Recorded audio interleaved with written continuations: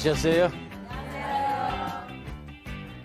CTS 두란노 성경교실 가족 여러분, 무더위에 잘 지나십니까?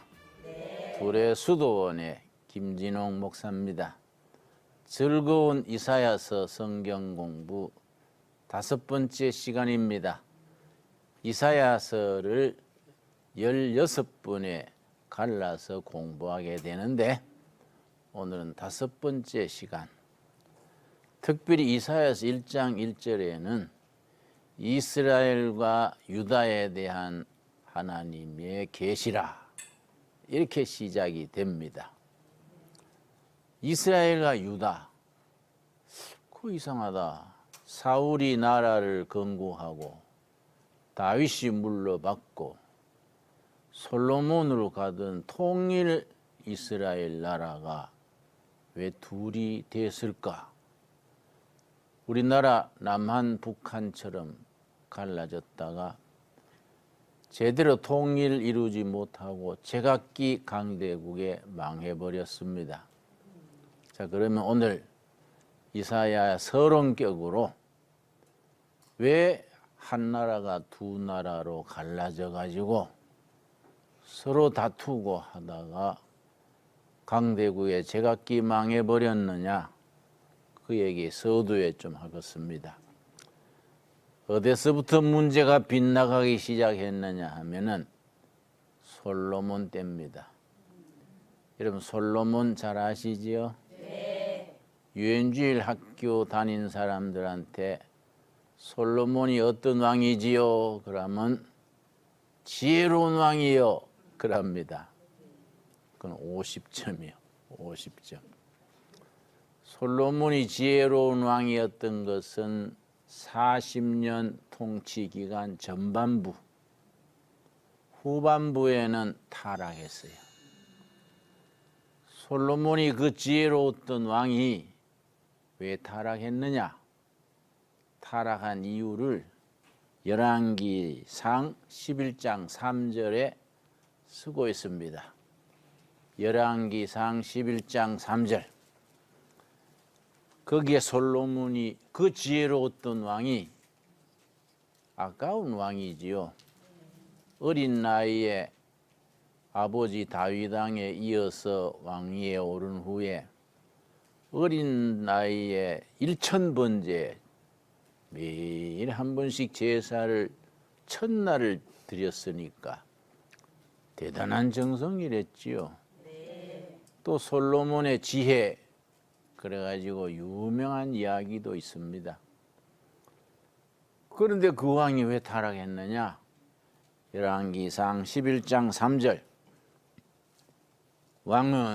솔로몬 왕은 후궁이 700명이요 첩이 300명이라 그의 여인들이 왕의 마음을 돌아서게 하였더라. 솔로몬이 바빴겠지요? 후궁이 700명, 첩이 300명, 1000명이요, 1000명. 제정신이 아닌 거지. 자기가 왕이면 왕이지, 하나님이 세운 그 왕의 자리를 잘 지켜야지. 자기가 무슨 통비라고 후궁이 700명, 첩이 300명. 어이구, 얼마나 바쁘고 힘들었을까. 우리는 한 명도 감당 못해가 쩔쩔매는데, 그죠? 그런데 그 여인들이 솔로몬을 타락하게 했어요. 왜냐? 후궁이 700명, 첩이 300명이 다 집 한 채나 혹은 방 한 칸씩 줄 거 아니요. 그냥 혼자 오는 게 아니요. 친정의 신을 모시고 오는 기라. 바알신도 오고 아세라신도 오고 친정의 풍속, 섬기던 것 다 끌어들이는 거예요. 후궁이 잡신의 덩어리가 돼서 이게 영적 질서가 엉망이 된 거지요. 그래서 솔로몬 후반부에 세 가지 어리석은 정치를 했습니다. 지금 정치하는 사람들도 명심해야지요. 첫째는 뭐이냐? 후궁들이 막 온갖 신을 끌어들이고 백성들이 그걸 본받고 그게 퍼져나가 가지고 우상 숭배하는 풍조가 일어났어. 검소하게 깨끗하게 살고 하나님 잘 섬기면 복 받을 텐데 이 신 저 신 잡신. 내 일본 가보면은 고개를 까우뚱해요. 일본이 경제는 잘 산다지만은 복잡한데 일본은 하나님을 일본말로 가미사마, 공식적인 가미사마만 6천 명이에요. 거기에 성경에 하나님 여호와 가미사마가 한 명 더 들어왔어요. 6,001명째라. 일본은 경제력은 높은데 마을의 뒷골목에 가보면 집집마다 집 앞에 신을 모시는 그 조그마한 함이 있어요. 거기 아침마다 자기들이 식사해서 제일 깨끗한 음식을 갖다 차려 놓는 거예요. 그 나는 뭐 그런 거는 아무 관계 없으니까 슬슬 다니면서 탐나는 거는 주워 먹지. 그러면 내가 아는 분들이 목사님 귀신한테 바쳤던 건데 먹어요. 그럼 나는 귀신보다는 내가 셀걸. 왜냐? 하나님의 아들이거든. 그거 참 안 됐어요. 잡신이 많은 거요. 그 내가 일본 교회에서 오래전에 집회를 인도했는데 일본인 교회. 점심 예배 대예배 마치고 점심 식사를 교회에서 하는데 내 앞에 청년회 회장이 식사 같이 하는 거예요. 쭉 의자에 앉았는데 이 청년회 회장이 식사하다가 김 목사님 저는 오전에는 교회에서 예배드리고 오후에는 마을 법당에 법회 참석합니다. 절에 가서 법회에 참석한다는 거예요. 이거 바쁘네요. 어째 오전 오후 두 탕 그래 뛰세요. 내가 우습잖아요. 어찌 그래 하세요? 그랬더니 고루고루 해놓으면 한 군데는 아다리 안 되겠습니까? 농담이야 진담이요. 그래 내가 어처구니 없어가지고 야, 우리 한국 교인들은 상상을 못하는 거예요. 일본 사람들은 아주 종교관이 우리하고 달라요. 애를 낳으면 마을 신사에 등록을 해요. 결혼식 할 때는 교회에 가서 해요. 오사카에 갔더니 길가에 예쁜 교회당이 있어.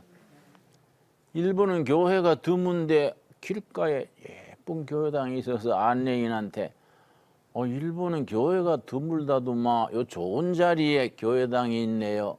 그랬더니 안내인이 목사님 그게 교회당은 교회당인데 결혼식 주례해 주는 곳입니다. 신혼신부가 거기 가서 목사한테 주례받는 거예요. 그 전업하는 교회당이야. 그게 말이 안 되지. 우리는 세례교인이 아니면 주례 안 하거든요. 그런데 죽으면 또 성당 가서 장례하는 거예요. 그 일본식 사고방식이지. 우리는 뭐 일편단심이지요. 그러니까 종교가 뒤섞이면은 영이 타락해지고, 영이 타락해지면은 도덕이 문란해지고 부패해지는 거예요. 솔로몬이 첫째는 우상 숭배 풍조 도덕성의 타락을 일으킨 거. 둘째는 계속 공사를 한 겁니다. 예루살렘 성전 짓는데 7년, 그 솔로몬 성전 그래요. 솔로몬 왕궁 짓는데 14년. 가는 데마다 또 성곽, 또 뭐 토목공사를 계속해서 그걸 누가 합니까? 국민들이 노동 봉사하는 거야. 뭐 농사철이고 뭐 없어. 농사일 해야 되는데 부역 나오시오. 그러니까 원성이 높아진 거예요. 세 번째, 공사를 그래 많이 하면 비용이 들잖아요. 어디서 나오겠습니까? 세금 거두는 거예요. 중과세, 중노동, 영적 도덕적 부패. 그 지혜로웠던 왕이 어리석은 왕으로 변질된 겁니다. 그런데 열왕기서에 분명히 나오기를 하나님께서 솔로몬 네 하는 짓으로 봐서는 그냥 제명해 죽게 못하겠는데 아버지 다윗으로 인하여 내가 다윗을 사랑하니 아버지를 봐서 네 때는 놔둔다. 네가 죽은 뒤에는 이 나라가 어려워지긴 징계를 가한다. 성경에 나와요. 솔로몬이 이제 죽은 거예요. 40년 만에. 그때는 참 요새는 뭐 5년마다 바꾸잖아요. 그때는 한 분 잡으면 40년.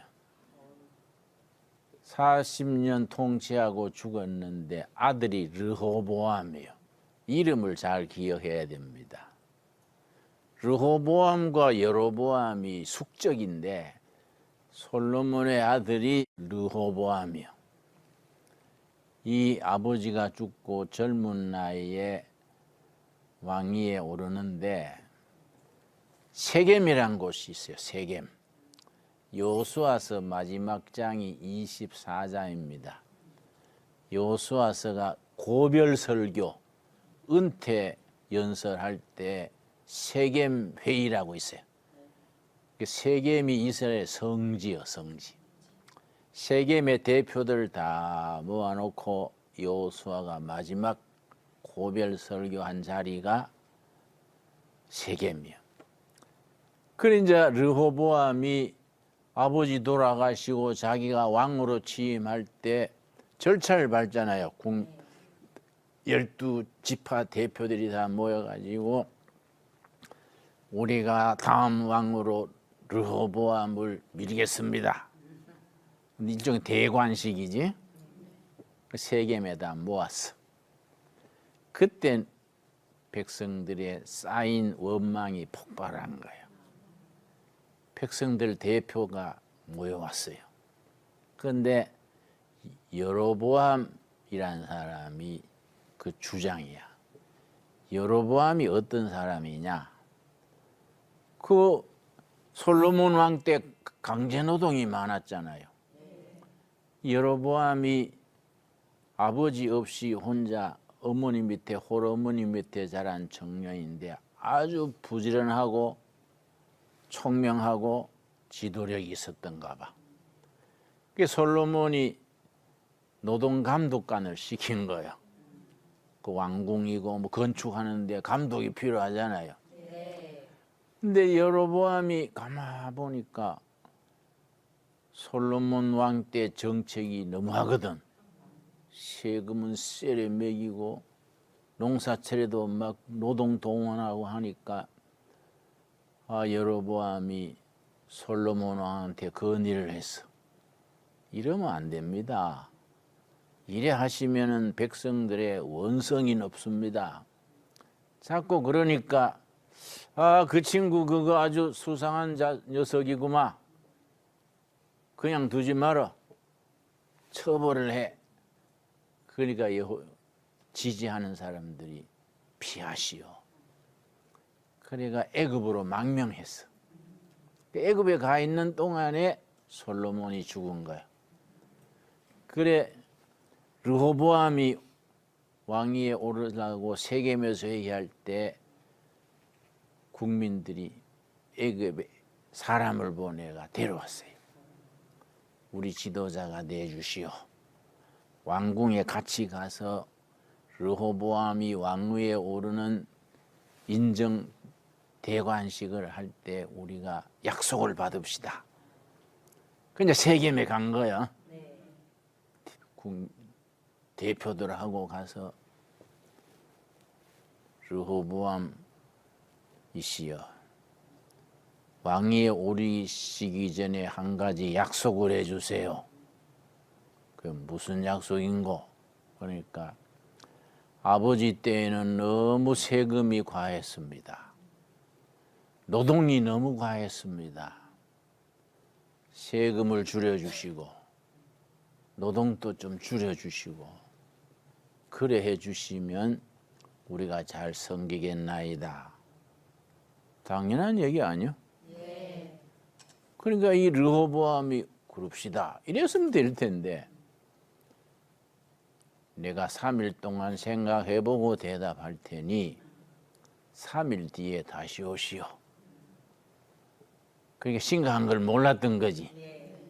또 거기에 여로보암이라는 지도자가 있는 걸 몰랐던 거지. 그래 보내놓고시는 부왕 솔로몬 왕 때 나이 들은 노신들, 나이 지긋한 경험이 많고 정치를 제대로 아는 노인들을 초청을 해서 백성들 대표가 나한테 세금을 줄여주고 강제 노동을 줄여주고 하면 받들겠다 하는데 어떻게 하면 되겠소? 그러니 노인들이 지혜롭지요. 맞습니다. 우리 부왕 때는 세금이 너무 지나쳤습니다. 강제 노동도 너무 지나쳤습니다. 세금도 줄여주시고 노동도 줄여주시고 하면은 전 백성들이 잘 따를 겁니다. 이래 대답한 거야. 그래 해야 되는데 또 지방이 안 되려면 거꾸로 나가는 거야. 그 다음에는 자기 또래들, 젊은 자기 친구들을 모아가지고 백성들 대표가 이렇게 요구하는데 어떻게 하면 좋을까? 우리 노신들은 그걸 받아들여줘 가지고 세금도 각각 낮춰주고 노동 일수도 줄여주면 백성들이 잘 따르겠다 하는데 자네들 생각은 어떤가? 그러니까 같이 놀던 친구들이지. 젊은 친구들이 혈기가 있고 세상 물정 모르잖아요. 말도 아닙니다. 그럼 왕의 권위가 어떻게 됩니까? 백성들이 왕 위에 올라탈 겁니다. 그러니 세게 나가세요. 초판에 잡아야 됩니다. 어떻게 하면 될까? 우리 아버지의 새끼손가락이 내 허리만하다. 나는 허리만하다. 아버지가 세금을 100만 원 먹었으면 나는 500만 원 먹인다. 아버지가 노동을 1년에 50일을 했으면 나는 200일을 시킨다. 왕의 권위 세운다고. 이런 거야. 그러니까 이 르호보암이 그 젊은 사람들 말에 솔깃한 거야. 그래야 왕의 권위가 있을 줄 알고. 3일 뒤에 대표들이 왔어. 왔을 때에 어떻게 결론을 내리셨습니까? 그러니까 그래, 나는 자네들 말대로 못하겠다. 우리 부왕의 새끼손가락이라면 나는 허리만큼 수준이 다르다. 세금을 100만 원 매겼으면 나는 500만 원이다. 노동을 50일 했으면 나는 200일, 300일이다. 그래야 왕의 권위가 설 거 아니냐. 이러니까 백성들이 확 돌아선 거예요. 북쪽 10지파가 좋다. 우리가 언제 다윗하고 무슨 관계가 있느냐. 다윗 자손들은 너끼리 놀아라. 우리 따로 나라 세우겠다. 북쪽 10지파가 배반해서 따로 나라 세운 겁니다. 이게 북이스라엘이야. 그러면은 르호보암한테는 2지파만 남았어. 그게 이제 유다 지파, 베냐민 지파예요. 10지파는 북쪽 이스라엘로 속해버린 거예요. 남쪽 2지파만. 그래서 남쪽 2지파는 본래 있던 수도가 예루살렘. 북쪽 10지파는 사마리아 갈라진 거예요. 그러니까 그런 거 심각한 줄 모르고 르호보암이 자기 신하 중에 아도람이라고 아도람을 보내가 자네가 가서 이거 분위기를 보고 수습해라. 아도람이 이 뭣도 모르고 갔지. 이제 아도람을 돌로 쳐 죽여버렸어. 돌에 맞아 죽었어. 그러고는 이제 르호보암도 그냥 안 된다 하고 분위기 험하니까 말 타고 도망쳤어요. 세겜에서 도망쳐가지고 예루살렘으로 왔어요. 그래 남북이 갈라진 거예요. 그러니까 계속 서로 전쟁하고 우리 남한 북한 한 가지지. 그러다가 북은 어디서 망했느냐? BC 722년에 아시리아한테 망해버렸어. 먼저 망한 거지. 남유다는 다윗 왕가의 정통성이지. 거기가 150년을 더 견디다가 이번엔 바벨론한테 망했어. 그거는 BC 587년. 그래서 150년을 더 견딘 거지. 그 남북이 따로따로 망해버린 거야. 자, 그런데 이사야 선지가 우리가 이사야서를 공부하는데 이사야 선지는 어느 시대 사람이냐? 이 성경에 보면은 시가가 있어요. 시편, 아가서의 시가는 이스라엘이 태평 시대의 시가가 많이 쓰여지고 읽혀졌어요. 나라가 흔들리고 망하고 힘들 때는 예언서요. 예언서 혹은 선지서라 그래. 그 예언서 중에 예언서가 17권인데 예언자들이 총 16명이에요. 대선지, 소선지 갈라요. 대선지는 4명, 소선지 12명, 16명인데 이거는 뭐 사람이 뭐 다른 걸로 구분하는 게 아니라 자기 이름으로 긴 책을 남긴 건 대선지, 짧은 책은 소선지. 긴 책이 이사야, 예레미야, 다니엘, 에스겔 길잖아요. 나중에 하박국, 스가랴, 스바냐, 나훔, 뭐 말라기는 짧지요. 소선지라 그래. 16명이요. 근데 이사야는 어느 시대냐? 이 예언자들 혹은 선지자들은 난세, 나라가 어려울 때에 하나님의 회개를 선포하고 이러면 나라 망한다. 우상 숭배하고 가난한 자를 착취하고 관리들은 부패하고 왕은 제정신을 못 차리고 이러면 나라 망한다. 우리 살 길은 한 가지다. 회개하는 길이다. 언제든지 회개하고 돌아오면 하나님은 받아주신다. 이 예언자들의 교훈이요. 그걸 메시지요. 근데 이제 이사야는 어느 시대냐? 그 예언자 시대, 선지자 시대를 셋으로 나누어요.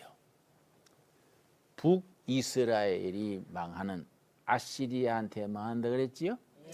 722년에 망했으니까 주전 8세기지. BC 8세기. 그 앞뒤로 100년간 북이스라엘이 망하던 그 시절에 6명의 예언자, 선지자들이 활동했어요. 요엘, 요나, 이사야, 아모스, 호세아, 미가. 뭐 다 안 해도 돼요. 응? 두 번째는 그건 망해버리고 150년 뒤에 남유다가 또 망할 그 즈음 한 150년, 100년 사이에 또 예언자들이 등장해서 또 같은 소리지. 이러면 나라가 망한다. 하나님을 의지해야지 외국, 강대국 의지한다고 되냐? 이건 석은 밧줄이다. 석은 밧줄 붙들고 있다가 나라 망한다. 진짜 생명줄 여호와 잡아야 한다. 회개하면 살려주시고 회개 안 하면 이건 망한다. 그걸 이제 제2기지. 예레미야, 에스겔, 스바냐 이런 사람들이에요. 근데 세 번째 제3기는 망해가지고 포로로 끌려갔지요. 바벨론으로 끌려가가지고 바벨론에 1차로 끌려간 지 70년 만에 예레미야 선지자의 예언한 대로 회복돼서 돌아왔어요. 이걸 제2 출애굽 그래요. 출애굽이 영어로 엑소더스인데, 그럼 애굽 땅에서 430년 종살이 하다가 해방돼 온 것이 출애굽이죠?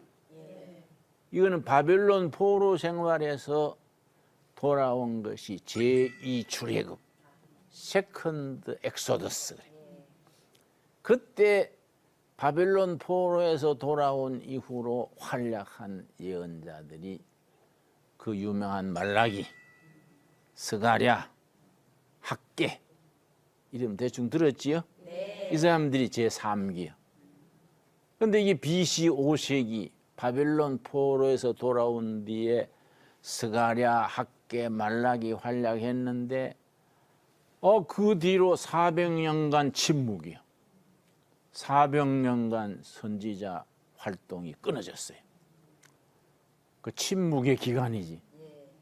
그러다가 400년 만에 등장한 것이 BC 1세기의 세례 요한이에요. 광야에서 외치는 자의 소리. 요단강 강가에서 메뚜기 잡아먹고 들꿀 따먹고, 그 메뚜기를 들꿀에 찍어 먹으면 영양가가 높지. 아주 메뚜기가 아주 굉장히 좋은 단백질이거든요. 메뚜기는 단백질이라도 그건 살이 안 찌는 거야. 그 다이어트 식품에 메뚜기가 들어가요. 우리도 곤충간에 메뚜기 키우는데 어떤 식품 회사에서 두레마을에서 1년에 메뚜기 100만 마리 공급할 수 있습니까? 그래서 내가 글쎄 10,000마리면 되지만 100만 마리 안 되지. 그 어디 써요? 그걸로 빵 만드는 데 쓴다는 거야. 갈아가지고 빵에 넣어서 다이어트 식품으로. 요새 아가씨들 살 빼느라고 야단이잖아요. 응? 북한은 굶어가 살 빠지고 남한은 또 다이어트해서 살 빠지고, 빠지다가 나중에 결핵 걸리고 요란해요. 응? 어떤 여자들은 너무 말라가지고 사람 걸어가는데 빽다구 소리 나겠더라고. 응? 그건 딴 얘기고. 응? 메뚜기 먹고 석청 먹고 털옷을 입고 회개하라.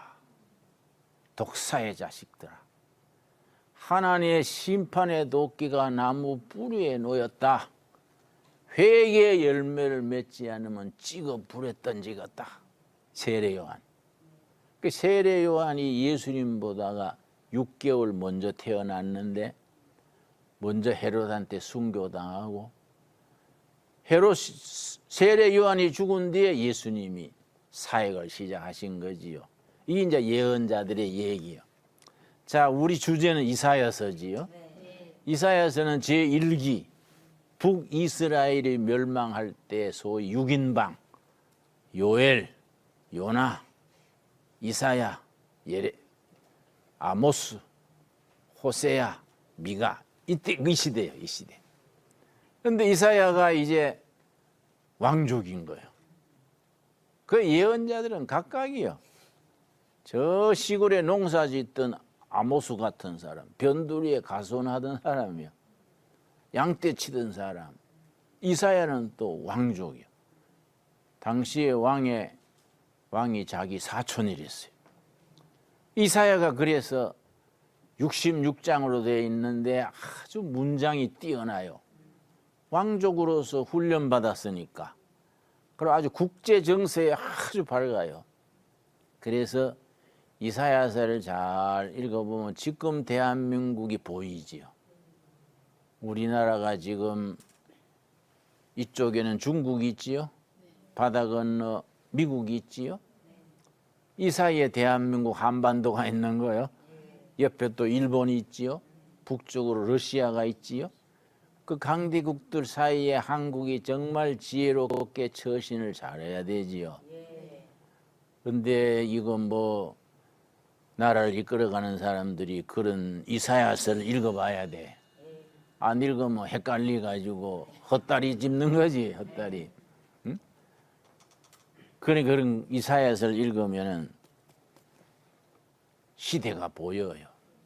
그래서 내가 전에 국회 가가지고 국회의원들이 특강을 해달라 그래서 내가 그런 얘기 했어요. 국회의원 여러분, 하나님을 안 믿어도 성경을 읽으세요. 바른 정치하고 민생을 돌보고 목민, 백성을 잘 돌보는 데는 성경을 읽어야 합니다.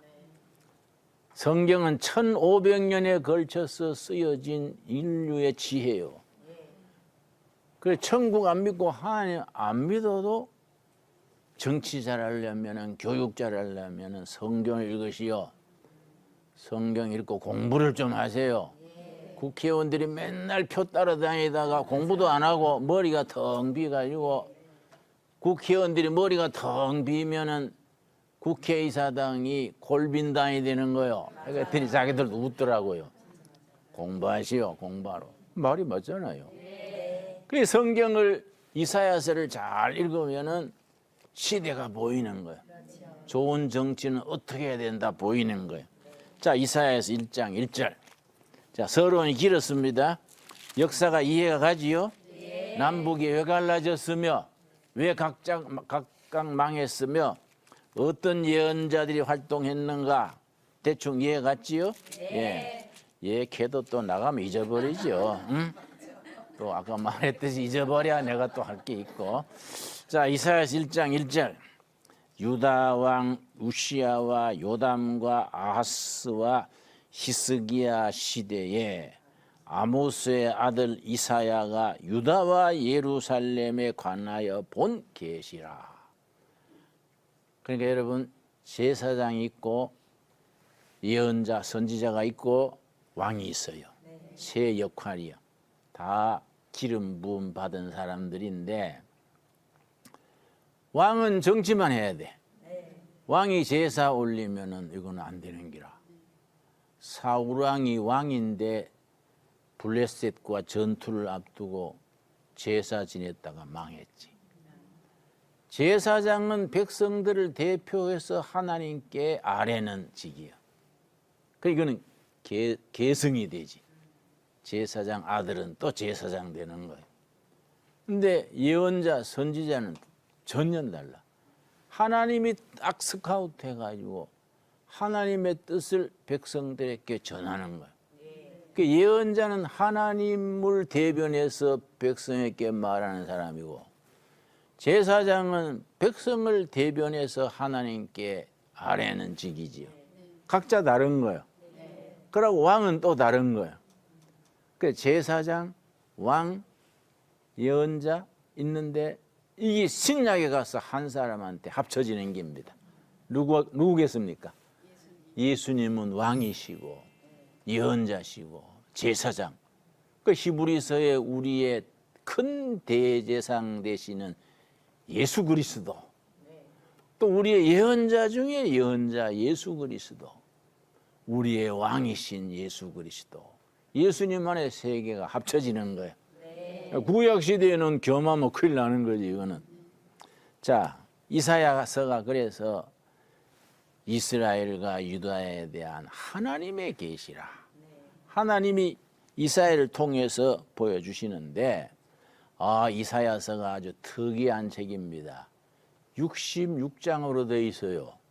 성경 66권과 같은 거예요. 지난번에 내가 일러드린 것 같은데 근데 그 내용이 기막혀요. 이사야서를 깊이 공부하면 정신이 번쩍 들어요. 정말 살아계신 하나님의 정말 계시구나. 왜냐? 66권 성경 중에 39권이 구약이지요? 27권이 신약이지요? 이사야서 읽어보면은 딱 닮은 거예요. 이사야가 이 메시아를 통한 구원 스토리가 이사야에서도 성경 전체와 같이 나오는데 1장서 39장까지는 구약을 대변하는 거예요. 심판, 회개, 징계 이거 쭉 나가는 거예요. 근데 40장 딱 들어서서 66장까지 27장은 신약 27권과 같아. 그 40장 딱 시작되면서 위로하라, 위로하라, 내 백성을 위로하라. 너희들의 고난의 때는 지났다. 하나님의 영광의 때가 이른다. 이거는 용서와 평화, 축복이에요. 그래 그런 걸 잘 비추어 읽으면 이사야서가 참 깊이가 있고 오묘하지요. 그런데 이사야서 1장에 뭐라 그랬습니까? 4절, 1장 4절. 슬프다 범죄한 나라요. 이 슬프다는 뼈꼬리 쑤시는 슬픔이요. 가장 사랑하는 사람이 죽었을 때 느끼는 슬픔. 그냥 슬픈 게 아니라 뼈를 울리는 슬픔. 하나님이 이스라엘 백성들에 대해서 그렇게 슬퍼하시는 겁니다. 왜냐? 범죄한 나라요, 허물진 백성이요, 행악의 종자요, 행위가 부패한 자식이로다.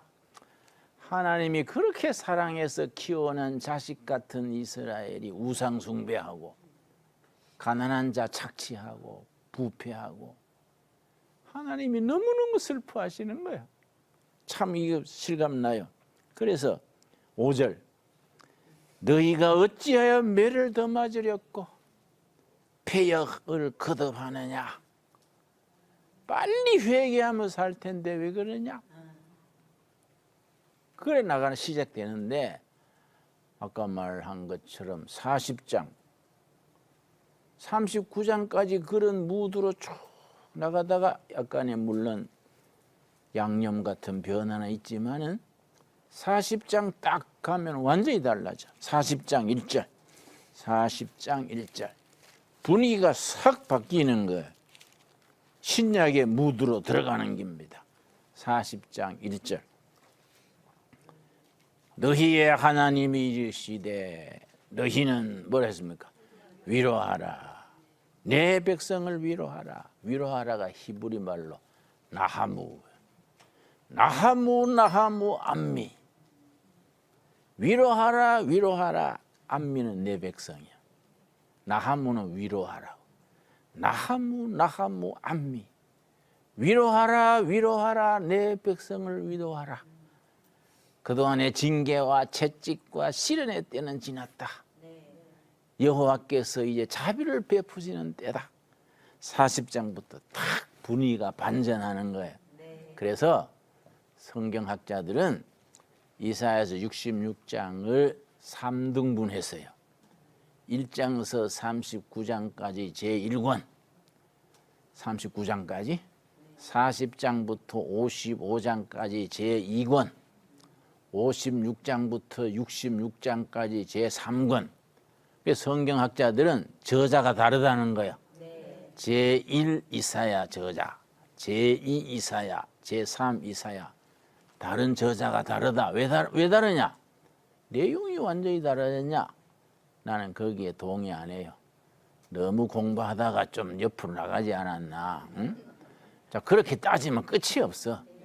66장을 하나님이 주시는 말씀으로 받아야지 그걸 파도배 가지고 1 이사야, 2 이사야, 3 이사야 하면 아이고 잠 온다 잠. 그러면 성경을 다 분석해 가지고 1, 2, 3, 4타가 잘 했는데 의사가 수술은 잘 했는데 환자가 숨을 안 쉬는 기라. 응? 그러면 뭐 말짱 헛길이잖아요. 수술은 기막히게 했는데 환자가 숨을 쉬어야지 뭐. 그러나 독일 투빙겐 가는 데에서 신학 교수들, 대학원생들을 모아서 마침 한번 특강을 했어.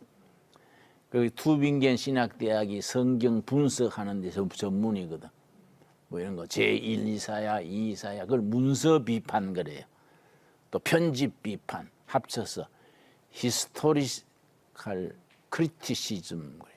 역사주의 비판 그래요. 너무 성경을 자꾸 비판하고 분석하지 마세요.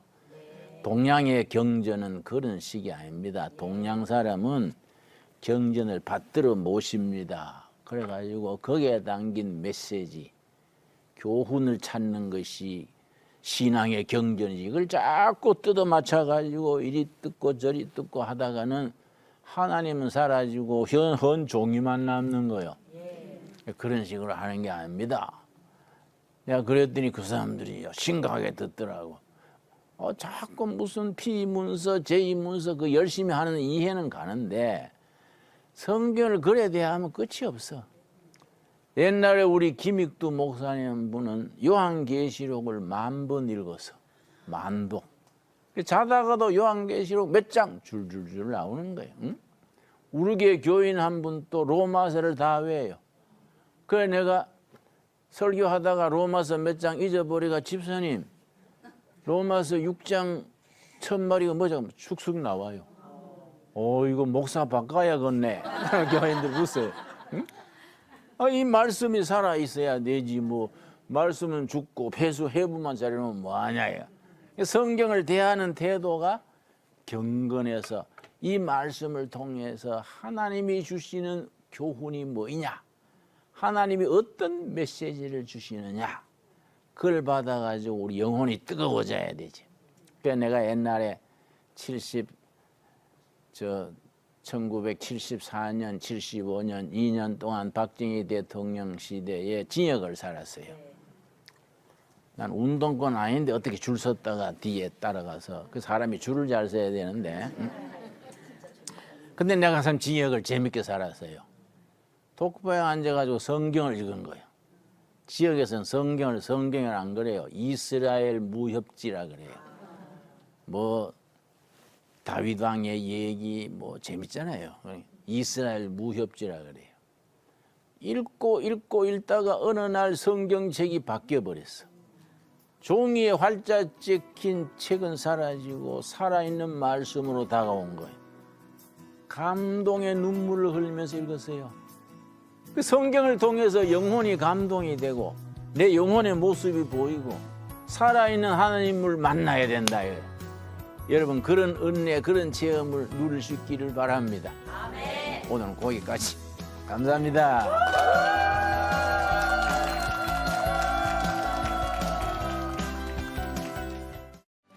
이 프로그램은 CTS 방송가족의 사랑과 후원으로 제작되었습니다.